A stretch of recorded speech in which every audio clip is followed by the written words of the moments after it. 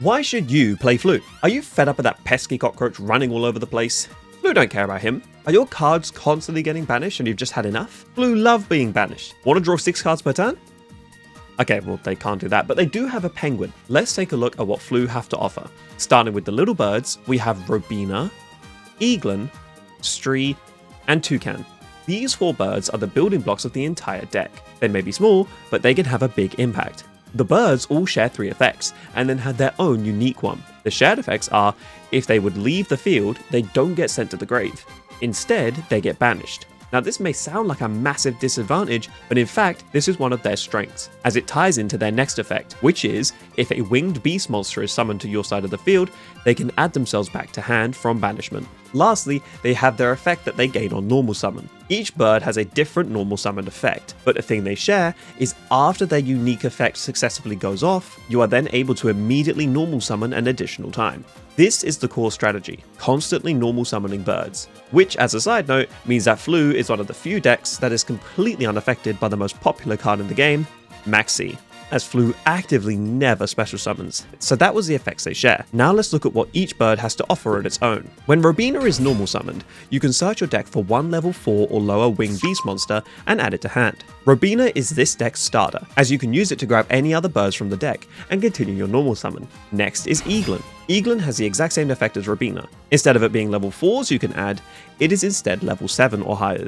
So the best way to look at them is Robina grabs the little birds and Eaglin can grab the big ones. 2 very strong cards. Next is Stree.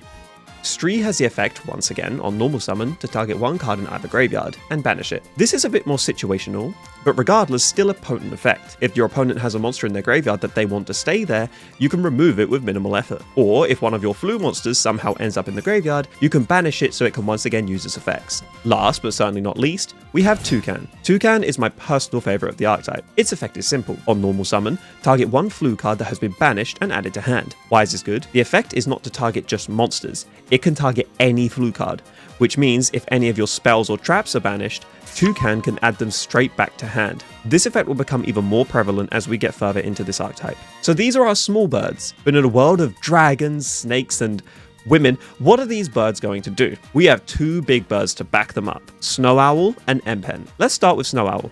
Once per turn you can activate its effect, which is you can now conduct 3 normal summons this turn, not just 1. Secondly, it gives all your monsters piercing damage, which coincides well with its last effect and arguably its strongest one.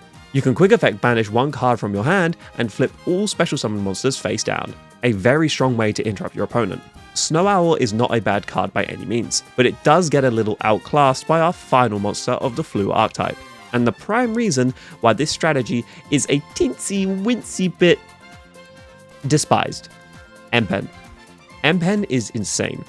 This penguin just goes crazy. First, on summon, it can add any Floo spell or trap from deck to hand, which is insanely strong, due to how powerful the spells are, but don't worry, we'll get to those soon. Its second effect is where its strength truly lies.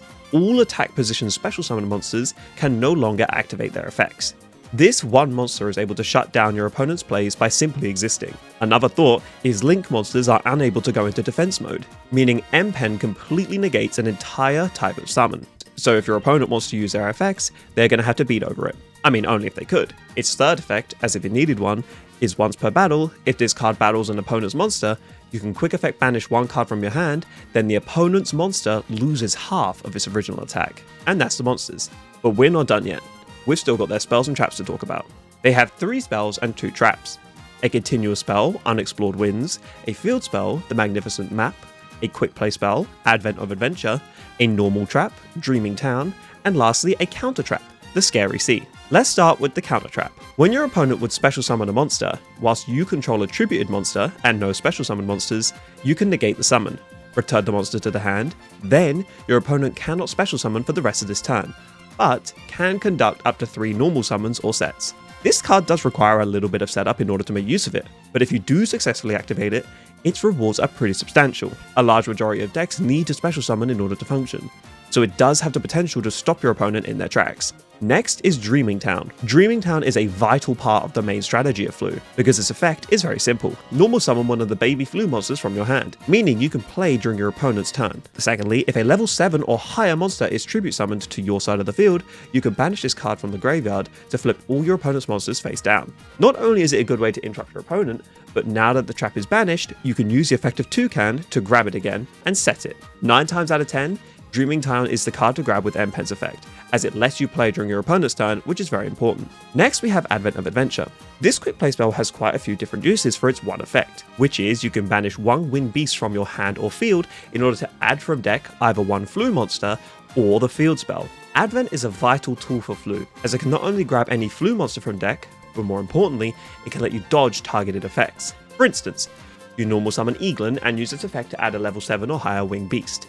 Your opponent attempts to stop you in your tracks by using Effect Failure. You can respond with Advent of Adventure to banish Eaglin and add a Floo monster, removing your monster before it would have been targeted. Your effects go off, and you can continue normal summoning. Its effect to grab the field spell makes this card a must-have. The field spell, Magnificent Map, has 2 effects. During the main phase, you can reveal one Floo monster from your hand, and banish one Floo monster from your deck with a different name.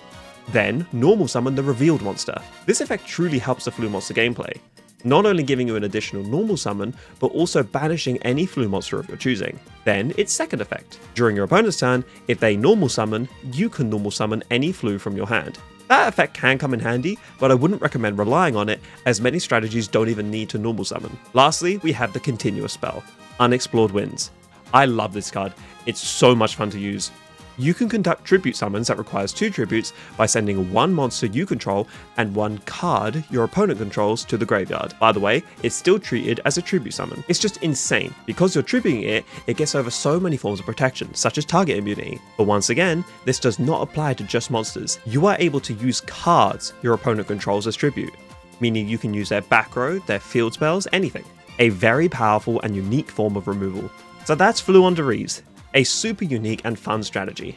So now let's talk about some out of archetype support. Dimension Shifter might as well be a Floo monster, just due to how well this card works with them. As we know, the birds simply could not care less if they themselves are banished.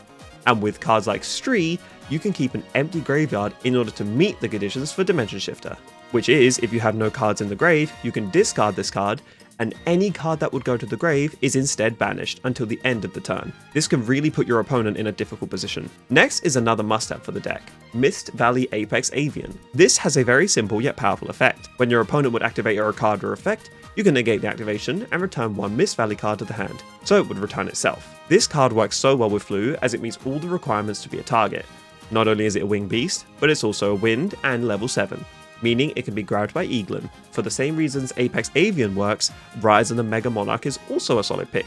A level 8 winged beast, you can tribute summon this card by tributing one tribute summon monster. If this card is tribute summoned, target one card on the field and one card in either graveyard. Also, if this card was tribute summoned by tributing a wind monster, you can target an additional card on the field, place the first target on the top of the deck in any order. Also, after that, return the additional target to the hand. A solid form of removal. For our final out of archetype monster, we have Simorgh of Darkness. While face up on the field, this monster is treated as wind. When a spell or trap is activated, you can tribute one wind monster on your side of the field and negate the activation. You can only use this effect once per turn. A good spell negate, as a lot of your little birds are wind monsters, so you'll have plenty of tribute fodder. Swallow's Cowrie is a poor man's Advent of Adventure, but still quite useful. You can tribute one winged beast monster, either face up on the field or in your hand. Then, add a winged beast from deck with a different name. It has the same benefits as Advent, but a little bit more restrictive. Finally, here is the decklist that I run. 3 Robina and 3 Eaglin, as they are the paths to the rest of the deck. 1 Toucan and 1 Stree. 1 M-Pen due to the Master Duel restrictions, and 1 Snow Owl. 1 Apex Avian, Riser and Simorgh of Darkness. 2 Dimension Shifter, 3 Ashen Maxi, 1 Magnificent Map, Unexplored Winds, Dreaming Town and Scary Seas, 2 Callby, 1 Crossout, 1 Gold Sarcophagus, 2 Swallow's Cowrie, 1 Pot of Duality, Extravagance, Prosperity, 2 Evenly Matched, and 1 Imperm. Also, you may be wondering about the extra deck. In this deck, it's literally just used for all the pot cards, because if you use the effects of Floo monsters, it locks you out of special summoning. You can make a generic extra deck, but 99% of the time, you're not going to be able to use it. And that's it. Floo has quickly become one of my favorite decks to play. Not only does it have stunning artwork, but the playstyle is super unique and can deal with so many common meta threats, without itself being an unstoppable force. If you would like to see this deck in action, I stream Yugioh over on Twitch. I also have a Discord server, where if you have any questions relating to how this deck works or any of the other decks I talked about, you can message me there. But until then, here is a game I've had using the power of Floo. Alright, let's do this. Yoink, yoink.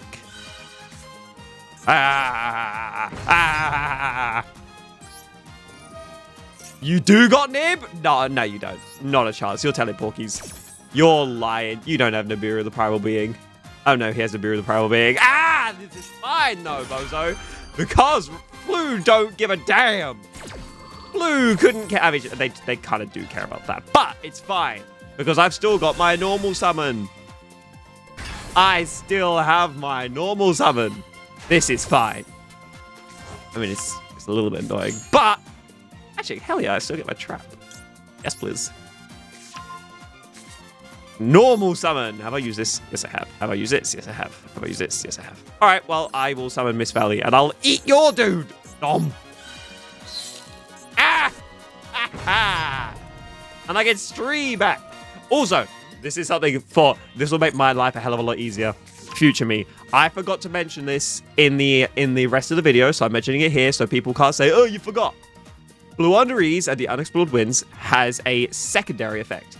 You are able to take 2 winged beast monsters, place them into the deck, and then draw that amount of cards. So, because I've already used Toucan and Stree's effect, I can put them back into the grave, or the deck rather, and draw that same amount of cards.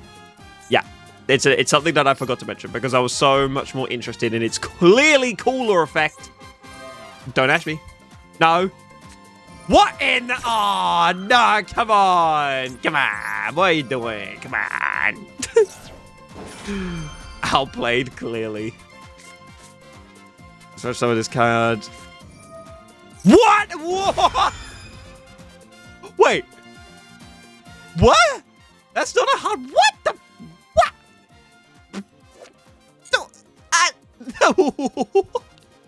Does that work? I think I'm all right? Because surely you don't have a say. Let's go! You baited yourself. Hell yes. Oh lord, that's oh dear.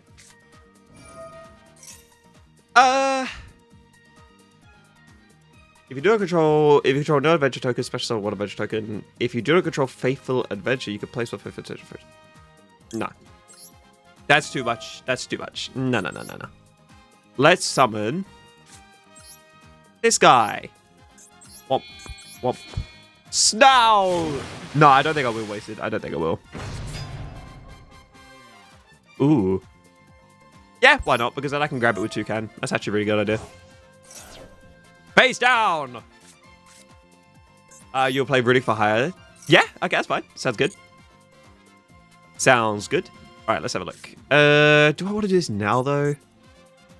Because that could let me go into... Yeah, you know what? Let's do it. Because that will let me go into that. Yeah. Yeah, let's do it. I activate Stree's effect. We can get rid of their Faithful Adventure. I don't know if they want that in their grave, but I'm not going to let them have it, so... Let's go Toucan. I can grab my trap again. Yeah, why not? Hey, Banana! Good to see you, man. How are you? I hope you're doing well. Hello. It is good to see you. We are currently getting some games in for our new video that should be out tomorrow. Whether or not it will be or not is another question.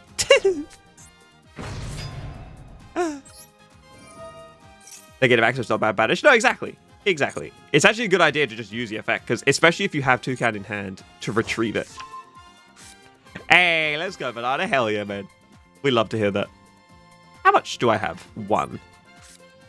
Okay, that's my board. Start punching. And now, this is why I'm saying Snow Owl actually goes kind of crazy, because now with Snow Owl, everyone here does piercing damage. So if I punch into this, Wampus, I now do the full 2900. But oh, it doesn't stop there. It also works on all of your other guys. It's not just him. And you know what? Let's do a bit more damage here. Let's banish Eagle. And bigger. Donk. Oh my gosh! If I had normal summoned my Eaglin or Rabina, I would have killed you. Damn it. Not the 50 health points. Are you kidding me? Come on. They've got 50 life points left. This is rigged.